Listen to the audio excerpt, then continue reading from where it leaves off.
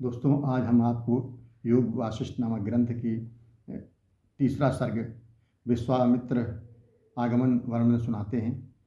उस समय राजकुमार राम जी की अवस्था 16 वर्ष में कुछ ही कम थी। इससे वह नित्य प्रति महाराज दशरथ की आज्ञा प्राप्त करके भाइयों सहित आखेट शिकार खेलने जाया करते थे और वन में सुंदर सुंदर पवित्र मृगों को मारकर राजा को लाकर दिखाते। कहीं गेंद खेलते तो कहीं भाइयों और मित्रों के साथ स्नान और संध्या वंदन आदि क्रियाओं को करते हुए नगरवासियों को सर्वदा ही प्रसन्न रखते थे।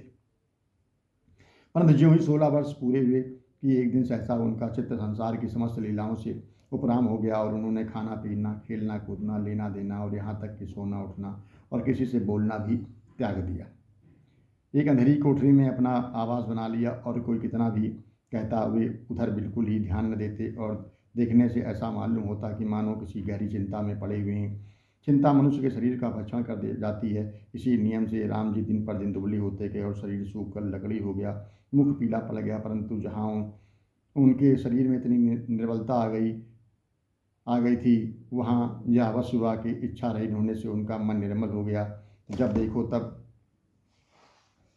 चिबुक पर हाथ रखे हुए दिन के दिन बैठे ही समाप्त कर देते। उनकी इस अवस्था से अंतापुर में हर समय एक हलचल सी मची रहती। कोई कुछ कहता, कोई कुछ बतलाता, परंतु लक्ष्मण, भरत और शत्रुघ्न उनके बड़े सच्चे अनुयायी थे। जब उन्होंने देखा कि भाई राम किसी प्रकार भी अपना मंतव्य नहीं प्रकट करते और ना तो अपने इस नियम से हटना ही चाहते हैं, तो उन्होंने भी वही मार्ग स्थिर किया और जाकर राम जी के अनुरूप निशेष भाव से उनके पास बैठ के अभी तो यह वार्ता अंतापुर थी, किंतु भरत आदि के ऐसा करते ही कोई अपने को संभाल न सका और टहलुओं ने जाकर राम जी की वह सारी ध्यावस्था राजा दशरथ से कह सुनाई। वह सुनकर राजा दशरथ हाय हाय करने लगे और दौड़ते हुए राम जी को देखने आए।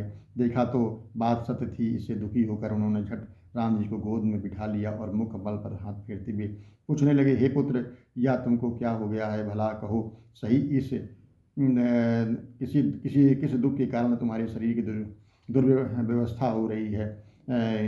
राम जी ने कहा, हे पिताजी, हमको कोई दुख नहीं हुआ है। दुख किसका नाम है इसको तो मैं जानता भी नहीं। आप इसकी चिंता न करें।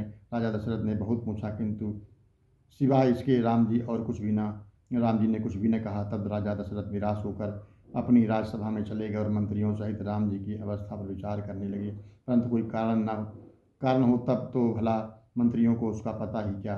तब क्या किया जाए और किस प्रकार राम जी में इस बात का सुधार हो गए। ऐसी चिंता से उनका सारा राज सदन शोक मग्न हो गया। किसी को कुछ सूझ न पड़ता। कोई कहता राजकुमार का विवाह कर देना चाहिए, कोई कहता नहीं और ही कोई बात है। किंतु वशिष्ठ जी त्रिकालदर्शी थे। उन्होंने कहा, नहीं, यह सब बातें व्यर्थ हैं। महापुरुषों के क्रोध और शोक का कोई न कोई महान कारण होता है। वे किसी अल्प कारण से ऐसा शोक और मोह नहीं करते।